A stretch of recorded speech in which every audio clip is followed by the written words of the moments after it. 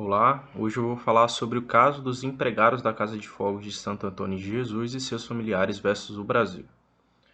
Esta foi um caso que foi julgado pela Corte Interamericana dos Direitos Humanos. Foi uma decisão devido à prolongada omissão do Brasil nessa situação de resolver e corrigir as violações dos direitos fundamentais dos trabalhadores. Quando pensamos nestas convenções, é importante também entendermos qual o motivo que levou elas a serem criadas e o seu fortalecimento na nossa sociedade como um todo. O principal período em que o fortalecimento dos direitos humanos foi mais nítido de destacar foi durante o final da Segunda Guerra Mundial.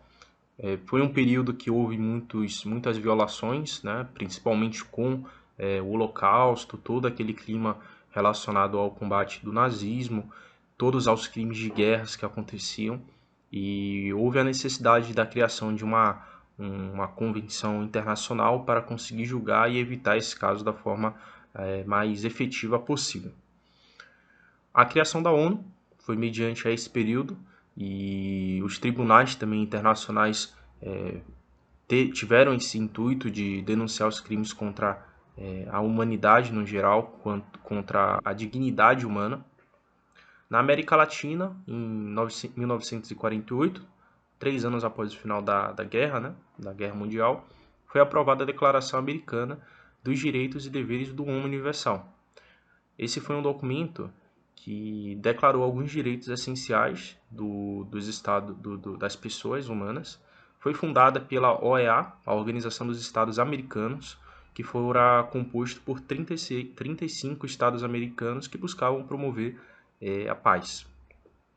Nessa mesma lógica, devido a essa evolução orgânica dessas convenções, em 1969 foi aprovada a Convenção Americana sobre os Direitos Humanos. Esta instituiu o Sistema Interamericano dos Direitos Humanos como nós conhecemos hoje. Esse sistema ele busca a conscientização e a proteção dos direitos humanos. Ele é composto por dois órgãos, que é a Comissão Interamericana dos Direitos Humanos e a Corte Interamericana dos Direitos Humanos. É uma subdivisão nesse sistema, pois a princípio qualquer pessoa que deseje pleitear ou denunciar algum tipo de violação a seu direito, ela ela tem a possibilidade de abrir uma petição inicial, fundamentar a sua denúncia, né, de acordo com as violações dos direitos previstos nas convenções, tanto a de 48 ou a de 69. A primeira parte seria a apreciação por parte da comissão. O caso ele vai ser avaliado e identificado todas essas competências para realmente ver se é uma situação a ser julgada pela corte ou em uma situação somente uma mediação, no qual a comissão consiga, junto ao Estado, entrar em algum tipo de acordo e resolver essa lide. Quando não é possível, né, essa correção por parte da comissão, é iniciado o processo condenatório, que aí começa o processo da corte. E aí seria uma situação de uma apuração dos fatos, né, em busca da verdade, e também a instauração do inquérito para responsabilizar o, o Estado, né, devido a alguma omissão, algum tipo de violação direta por parte dele, e também as resoluções para corrigir as violações dos direitos fundamentais. O Brasil ele ratificou a Convenção Americana em 92 e reconheceu a jurisdição contenciosa da Corte Interamericana a partir de 98. Então, a partir de 98, o Brasil poderia ser processado e julgado pelo tribunal, porque o mesmo reconheceu essa corte. Para ser exato, o Brasil aceitou ser monitorado e julgado a partir do dia 10 de dezembro de 98. O caso que nós estamos aqui apresentando, ele aconteceu um dia após o Brasil aceitar a esse reconhecimento e aceitar ser julgado. Então, ele aceitou no dia 10 de dezembro de 98. No dia 11 de dezembro de 98, ocorreu essa tragédia com a explosão que levou 64 pessoas, sendo 22 crianças. Tiveram diversas pessoas também que saíram em situações de estado grave, né? Saíram feridas.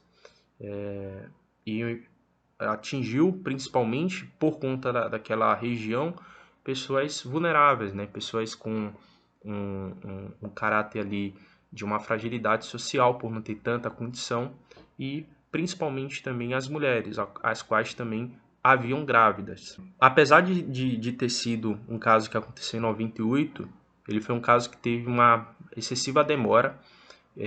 Foi instaurado processos na área civil, na área penal, houveram algumas condenações, porém não foram cumpridas. O pagamento de indenizações ele não foi feito de forma integral, houveram alguns pagamentos parciais que não satisfazeram, né, as decisões judiciais.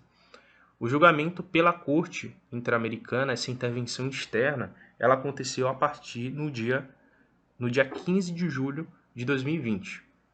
A partir da decisão do julgamento, foi comprovado que a empresa ela funcionava de forma irregular.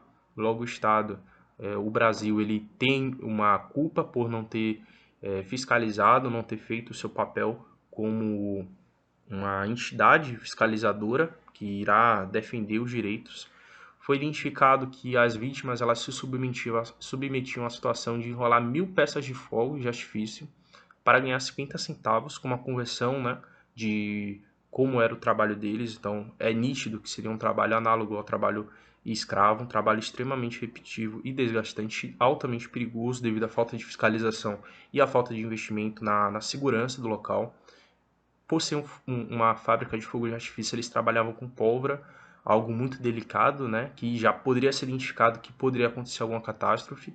Também é importante falar que esse proprietário ele já havia sido condenado por homicídio culposo, também num acidente na mesma empresa, o que dá a entender que essa situação do perigo era recorrente e houve a possibilidade também de evitar, o que não foi feito. A partir da decisão da Corte, do julgamento, o Estado foi iniciado um processo contra o Estado devido a esse excesso na demora do julgamento, uma omissão por parte do Estado, também do acesso à justiça das vítimas, as quais não tiveram esse apoio.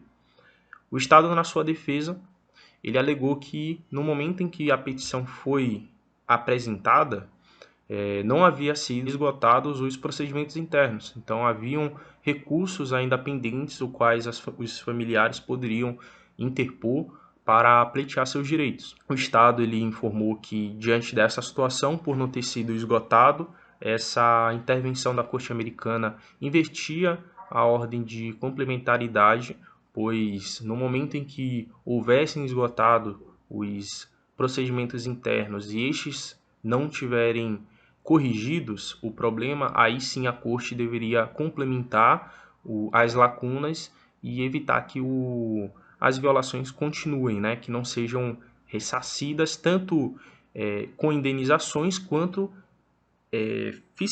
de decisões que vão evitar que isso volte a acontecer. A comunicação para a sociedade, o fortalecimento das fiscalizações por parte do Estado, né? A obrigação de que isso seja feita para evitar futuras situações similares a essa.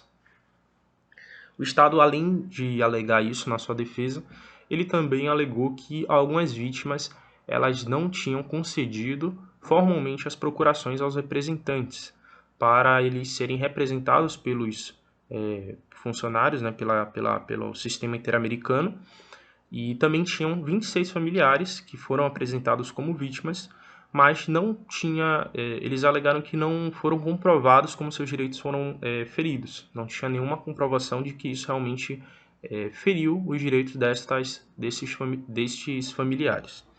A Corte, por então, em conformidade com o artigo 35 e também a jurisprudência do Tribunal, eles informaram e deixaram claro que quando não é possível identificar as vítimas, por ser uma situação de uma violação massiva, né, uma violação a diversas pessoas, uma violação coletiva.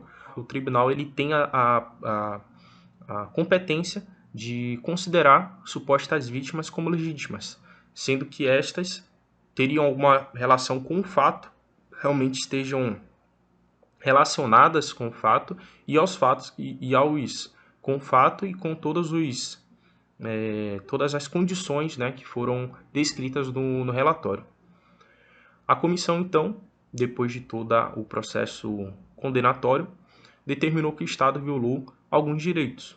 O primeiro foi o direito à vida, a integridade pessoal, social também das vítimas e dos seus familiares, pois o Estado não cumpriu sua função de fiscalização. Os direitos da criança, da infância, devido às 22 vítimas crianças que se submetiam ao trabalho periculoso devido à falta de acesso aos direitos básicos de uma vida digna. O direito do trabalho, pois já haviam conhecimento que na fábrica haviam sido cometidas faltas graves e o rompimento, né, com essa defesa da parte hipossuficiente, já que o funcionário ele se encontra em uma situação que ele depende mais do Estado do que o empregador.